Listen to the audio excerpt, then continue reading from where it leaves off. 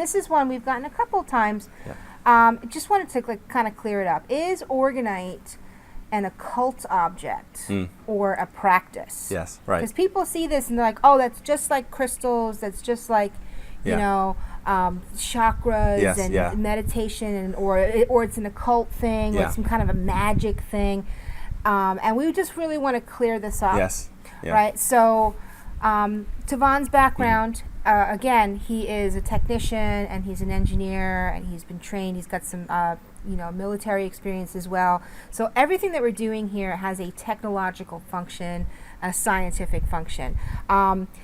It works whether you believe in it or not. So having a spiritual background and using it for spiritual purposes and using it for health purposes are two very separate things. Yes. So we stay focused on the scientific and the health purposes. Yes. Orgonite has been used by people who are into the occult practices, whatever they might be, whatever flavor of occult practices, just like computers are used by people who are in the occult practices, and electricity is used by people. So it's not that this is an occult object. We've had these questions about this as far as like the symbols, the symbols that you're using.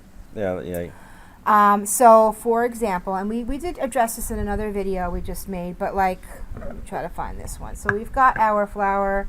It's a flower of life pattern, and it's a pattern that was designed by Tavon. And they're like, oh, that's an occult symbol, the flower of life. And the thing is that, well, we don't really see this as an occult symbol.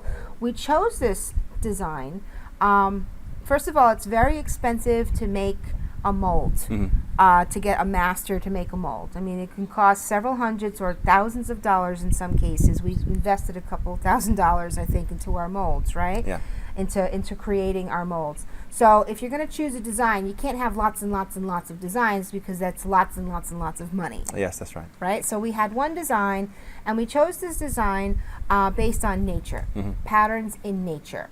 So, for example, the flower of life symbol, which is it's very it's a geometric shape. It's more geometry. It looks a lot like, for example, the inside of a sunflower in nature. So there's just patterns that naturally occur in nature, the fractal designs that happen in nature. We thought that was a nice neutral effect.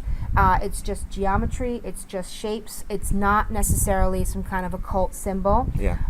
Some people think that the flower of life is an occult symbol, and some people have used it as an occult symbol.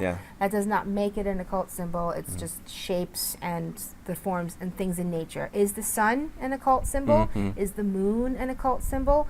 It could be used as such, but it's the sun and it's the moon. Right? It's nature. So that's where we stand on is this an occult practice? Anything to add to that?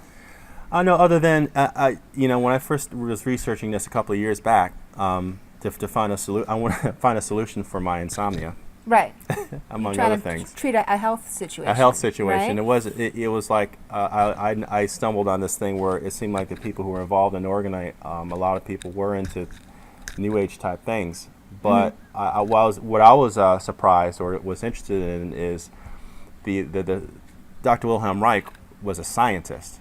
He was a psychologist by training, but when he discovered Orgone, what he called Orgone energy, but it's actually a cosmic field, or they call it 0 point or scalar field.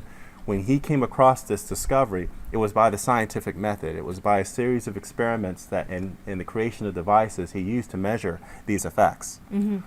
So that's just purely what we've been trying to go for as solutions to fix people's problems, health problems, and just in the environment in general, is sticking to the science, sticking to things that people can replicate when they have these devices in their home.